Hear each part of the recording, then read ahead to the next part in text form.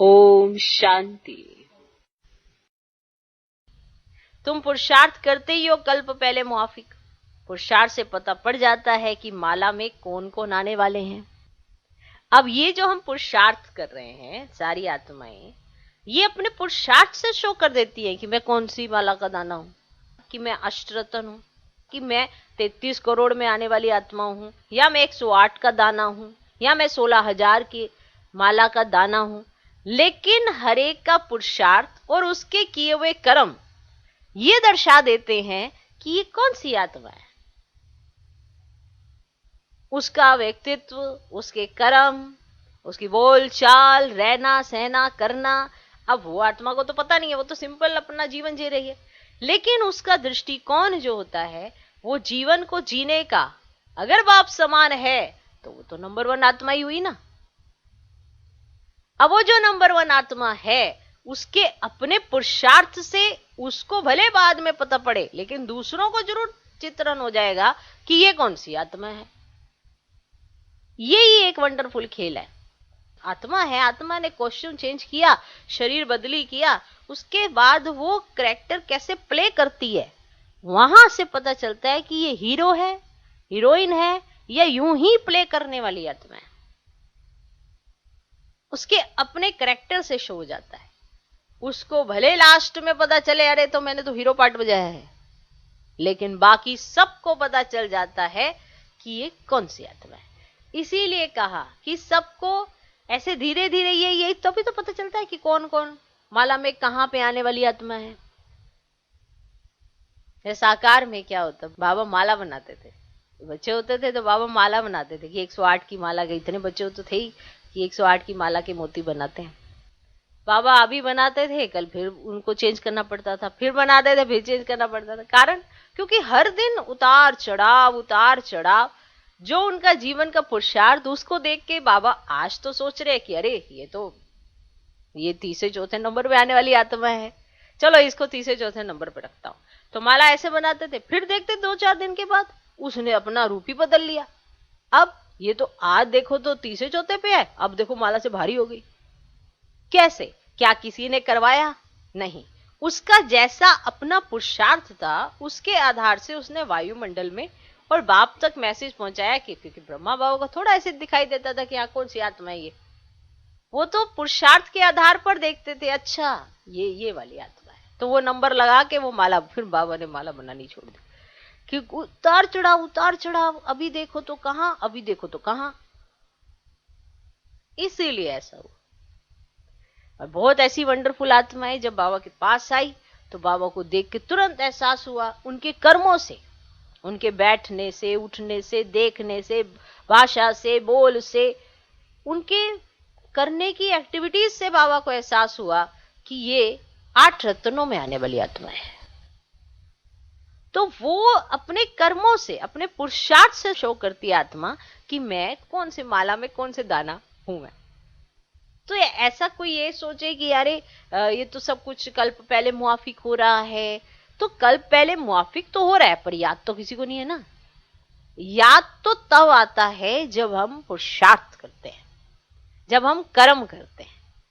कल्प पहले मुआफिक होगा, लेकिन ये कहा लास्ट में जाता है। जैसे कोई भी सीन आ जाता है, पहले तो मेहनत की जाती है। मान लो कोई बीमार है तो पहले उस पर मेहनत की जाती है, उसको बचाने की कोशिश की जाती है, कितने स्ट्रगल किए जाते हैं, डॉक्टर्स को बुलाया जाता है, इंजेक्शंस लगाए जाते हैं कि इसे, लेकिन अब कोई ये सोचे इसने तो मरना ही था, आज नहीं तो कल तो मरना ही था, चलो मर जाओ। लेकिन ये जो किया जा रहा है ये एफर्ट्स है, ये पुरुषार्थ है। अब अगर बच गया तो क्या कहेंगे, बहुत अच्छा, चलो इसका जीवन लिखा था। अगर उसने शरीर छोड़ दिया तो क्या कहेंगे, ड्रामा। तो ड्रामा लास्ट में लगता है, प्ले होने के बाद। पहले ही प्ले से पहले ड्रामा लगा दोगे तो पुरुषार्थ कैसे करोगे। इसी तरह से भाग्य नहीं बनता, भाग्य को बनाया जाता है।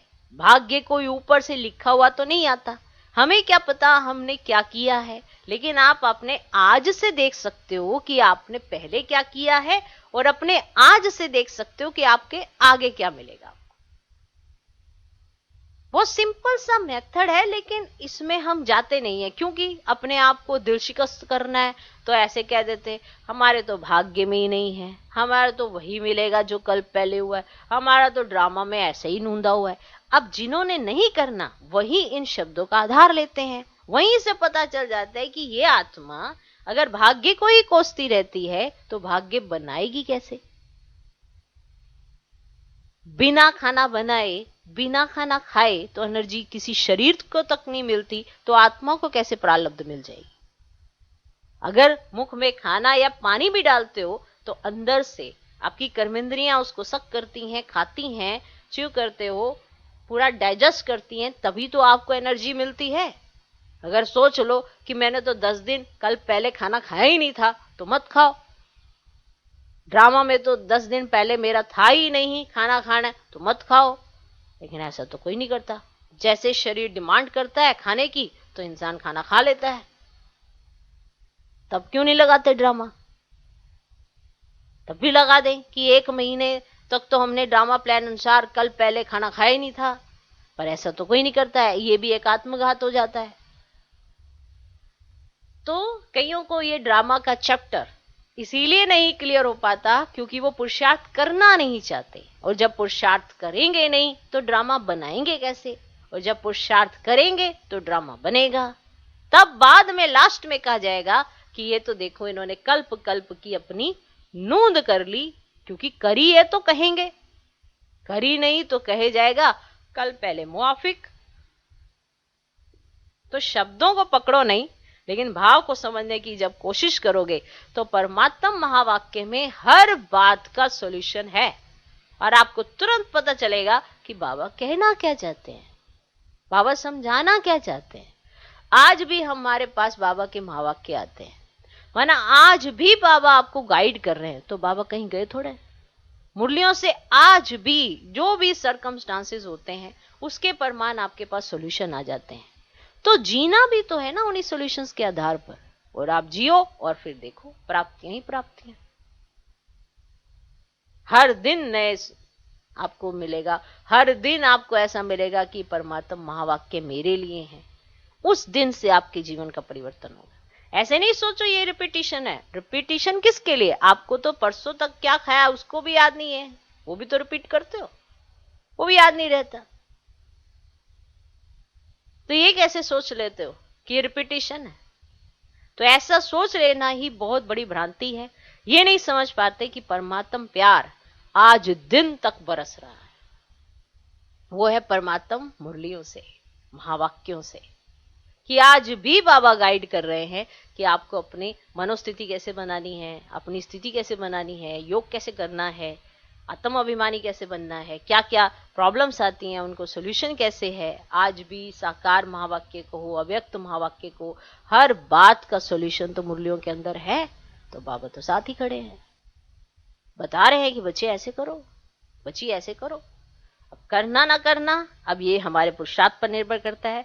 पुरुषार्थ जो मैं करूं, पुरुषार्थ वो नहीं जो कल पहले किया था। कल पहले जो किया था मुझे याद नहीं, आज करो और दुनिया को दिखाओ कि आप सच में पुरुषार्थी हैं।